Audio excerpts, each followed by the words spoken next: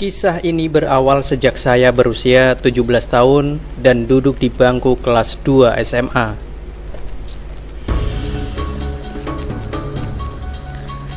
Kehidupan yang pas-pasan membuat saya terpaksa menjadi kuli di pasar untuk menafkahi ibu dan adik.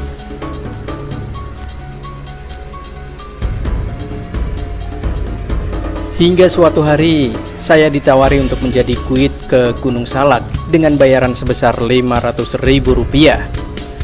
Saat saya membawa 7 orang pendaki dari Jakarta yang terdiri dari 4 pria dan 3 wanita. Dan pada suatu malam, seorang perempuan bernama Ririn kehilangan mantelnya.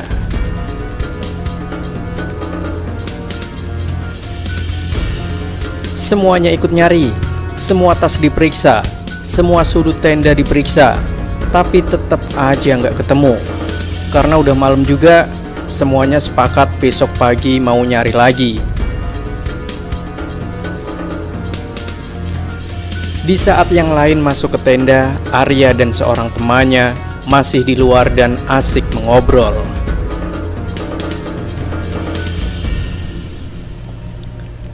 Tiba-tiba temannya tersebut melihat benda melayang di udara yang ternyata sebuah mantel berwarna putih.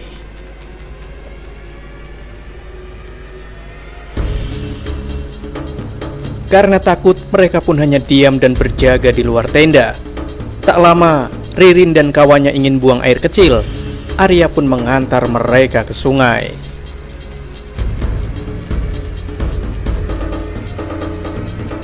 Tanpa diduga, mereka melihat mantel ada di atas batu besar di tengah sungai. Arya pun mengambilnya tanpa bercerita apa yang telah ia lihat sebelumnya. Pada malam ketiga, saat Ririn masuk ke tenda untuk mengenakan mantelnya, tiba-tiba ia teriak sekencang-kencangnya.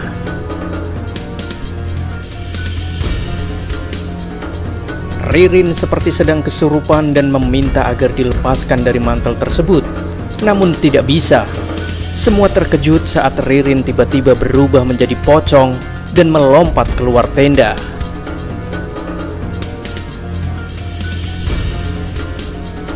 Semua berteriak, bahkan ada yang pingsan.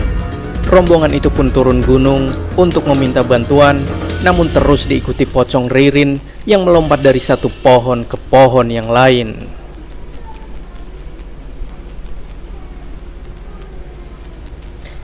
Setiba di perkampungan warga, mereka bertemu ayah Ririn yang ternyata mencari mantelnya.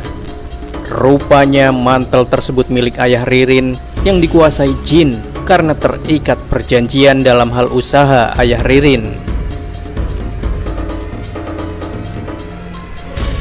Sehingga ketika mantel itu dipakai oleh orang lain, orang tersebut akan meninggal dan berubah menjadi pocong jika tidak dilepaskan dalam 7 hari. Malam, Ririn akan meninggal.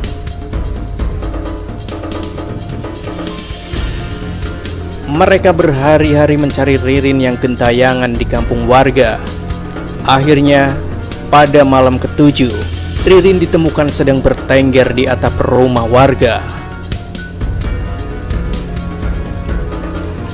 Setelah berjam-jam, akhirnya mantel yang berubah jadi kain kafan itu berhasil dilepaskan dengan susah payah. Ririn pun keluar dengan tubuh telanjang dan tubuhnya kotor juga bau. Saat pulang ke Jakarta, Ririn masih sering berubah menjadi pocong jika sudah pukul 12 malam.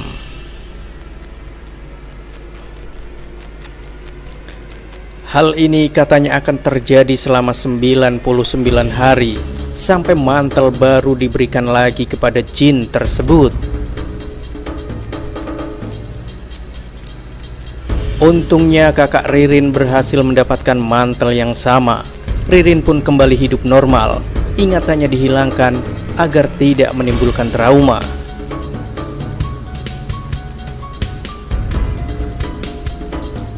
Itulah kisah misteri pendaki Gunung Salak berubah jadi pocong yang sangat seram.